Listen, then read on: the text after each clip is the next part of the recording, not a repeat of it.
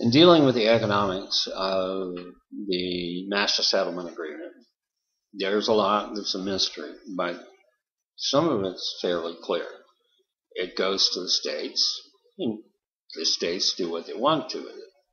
And since I'm at some time or other going to leave this as a message for the children of my children of my children, if everything works out and we don't blow ourselves up and we don't disappear, or a comet doesn't strike us and we have a giant tidal wave and we still have some literacy around. God forbid that we are in such a closeness to our own peril. We're trying to destroy ourselves in one way or another, which is, I think, what tobacco is a metaphor for. The self-destruction, our own kind, our species. Now, I believe that if I'm going to sermonize along those lines, I might as well support it in some way or other. If you have the mindset and the mental acuity to grasp the concepts of we kill our own, and we're the only species that does that in war, and you have something you call the tobacco wars, and when you end up and you settle on that score and you say, this is the end, we're giving up the war, and we're having a truce, and that truce is the Master Settlement Agreement.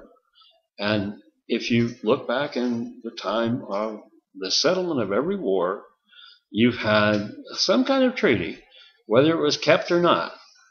And if the treaty is okay, maybe things will work out. In the treaty of Versailles, which I've alluded to a couple of times, the train just wouldn't move beyond what awful things, especially the repayment of debt. It just wouldn't go anywhere. And that is basically the analogy here, But if it's a metaphor, tobacco killing, the killing fields of tobacco is essentially the same of the insanity of the killing fields of war. And the awful people who've been in that have been the likes of Stalin. I mean, currently present in this last century and before.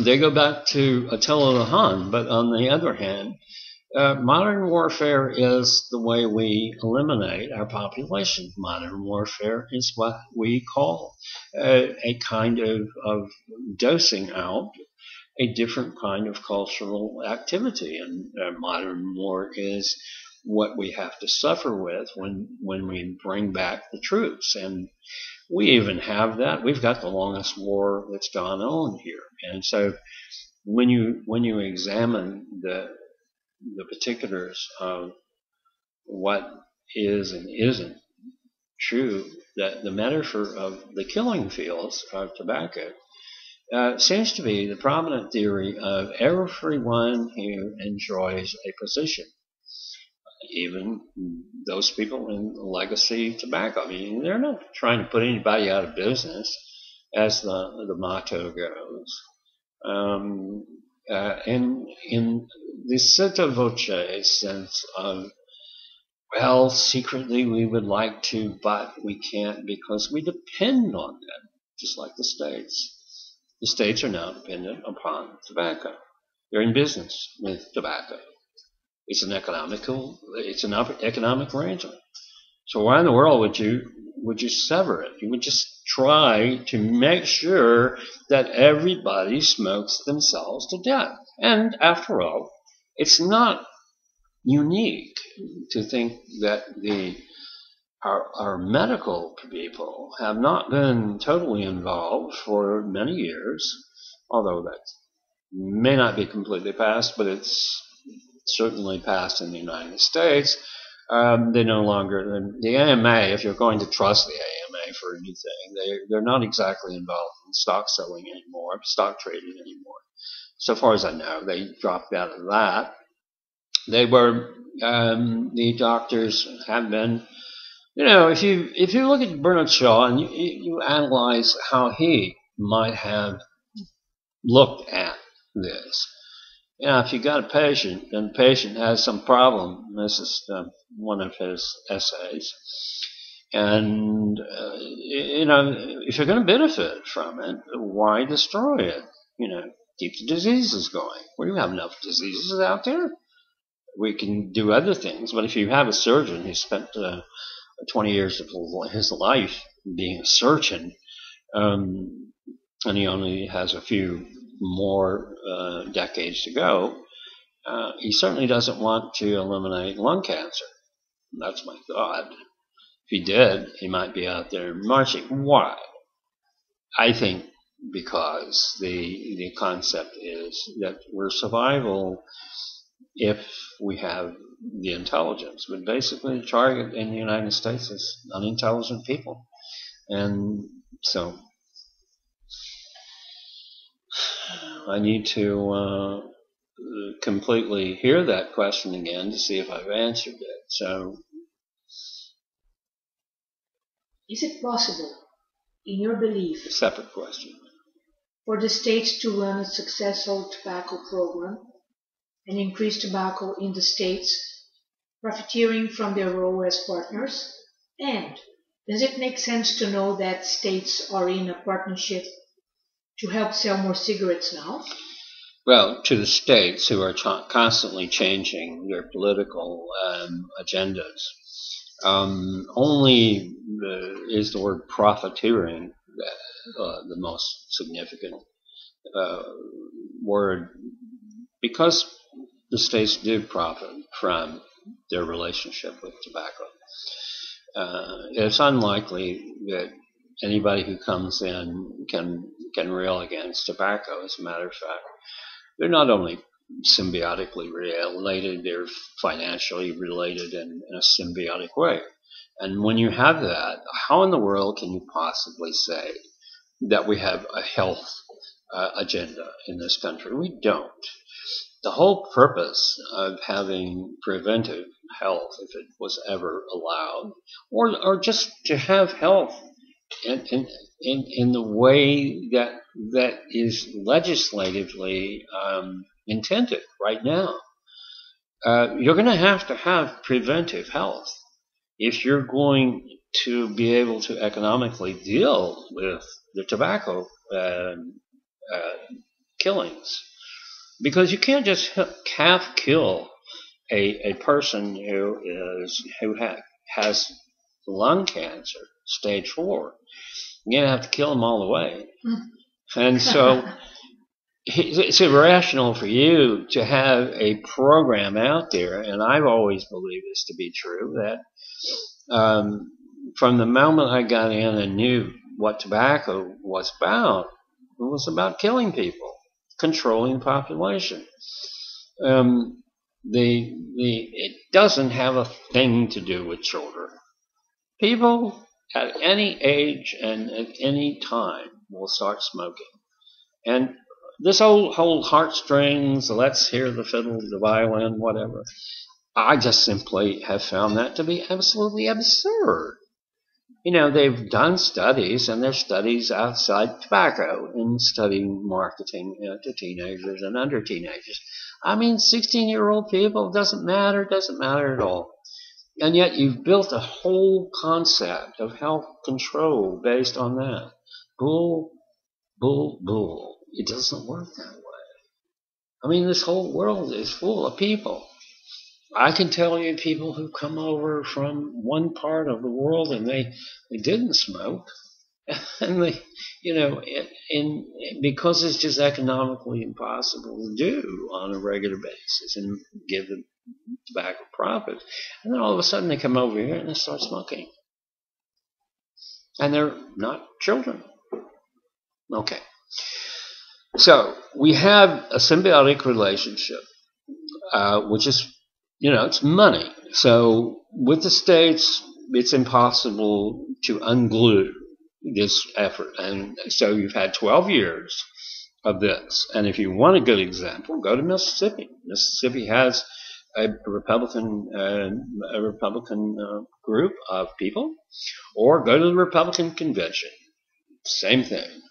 The Republicans or the Democrats, especially, there is no sense in not profiting from something that some foolish group of people out there who saw an opening and had some evidence, that evidence being the documents of Brown and Williamson, and in the end, realizing that they could profit from it. It's just human nature. If you can actually get something for it. But what is totally, there's no morality here. There's no lesson in morality. You can't teach this to anyone. You simply have to think rationally that it's going to be there. And after the next 12 years, it's still going to go on. There's going to be a time, and I say this for my children's children, at some point, we're going to realize, if we're not destroyed by another comet or tsunamis, and we don't kill the climate and all these other things that people have as causes, and I'm not one of those. I'm just not. Don't see that. But if we're looking at it from a point of view that is going to last, we know that the states are going to continue their efforts and even make burnt offerings to the sacrificial lambs that we have. This, incidentally, is a giant biological laboratory, and we are the people, and the people are the lab rats, and that's where we have been going from the very beginning. From my parents' generation and before that, when the cigarette manufacturers developed a speedy way to produce, and until the time that it became very productive to market in the 50s, we've been able to manufacture and sell a lethal product. Now, is this more helpful in developing some kind of relationship with states? I don't think it's harmful. It's just very hypocritical, and it certainly is safe for tobacco. And believe me, I've seen where, at a certain point, if they had no other way and they realized that they could do it, they would definitely, the tobacco industries, even Brown and Williamson, would cave in and say, let's be controlled. Because if we're controlled, we can control. And they don't even mind the little frivolities that go on with interstate transportation or trafficking in tobaccos. Well, that's not their business. Let's be realistic. We have the attorneys general with their bag of money that they got from the master settlement agreement. But if you're going to say that the master settlement agreement had any good purpose or intent, and it has been realized now, the answer is, that's not true. It's not true. And so thank you very much, Dickie Scruggs, and all of your wonderful friends, and especially your friend Mike Moore, for what you did not do, and what we're going to be living with, and our children's children's children are going to be living with for a long, long time. An acceptable product. And even those that wouldn't have been acceptable then are acceptable now. Think of the e-cigarette. It's an acceptable product, socially acceptable. I love it. It's so incredibly stupid, isn't it? I think so. It is not. Pretty close to that. Okay.